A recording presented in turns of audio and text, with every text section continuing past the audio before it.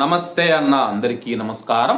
Kuwait రాజు గారికి Saudi యువరాజు phone చేయడం జరిగింది. ప్రస్తుతం జరుగుతూ ఉన్న పరిణామాలపైన, ప్రస్తుతం ఈ ప్రాంతంలో ఉన్న పరిస్థితులపైన ఇరువురు రాజులైతే చర్చించడం జరిగింది.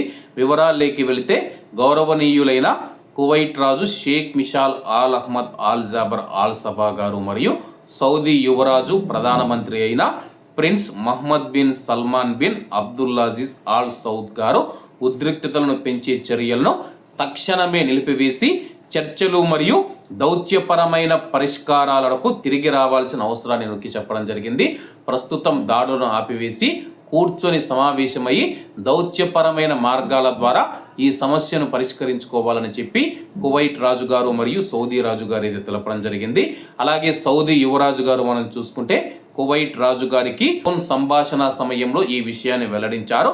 కువైట్ మరియు సౌదీ అరేబియా భూభాగాలను లక్ష్యం చేసుకుని ఇరాన్ జరిపిన దాడులను తాము తీవ్రంగా ఖండిస్తూ ఉన్నామని చెప్పి ఇద్దరు నాయకులు పునరుద్ఘాటించారు. ఈ దాడులు ఇరు దేశాల సార్వభౌమాధికారం, అంతర్జాతీయ చట్టం మరియు ఐక్యరాజ్య సమితి చార్టర్ను ఘోరంగా ఉల్లంఘించడమేనని చెప్పేసి కువైట్ రాజు గారు మరియు సౌదీ యువరాజు గారు తెలిపారు. ఈ ప్రాంత భద్రత మరియు స్థిరత్వాన్ని కాపాడటానికి తమ సామర్థ్యాలన్నిటినీ, వనరులన్నిటినీ సమీకరించడానికి కట్టుబడి ఉన్నామని చెప్పి ఇద్దరు నాయకులు పునరుద్ఘాటించారు.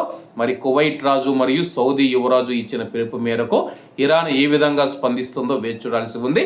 కాబట్టి అందరూ బాగుండాలి, అందులో మనం ఉండాలి. అందరికీ నమస్తే అన్న, జై హింద్.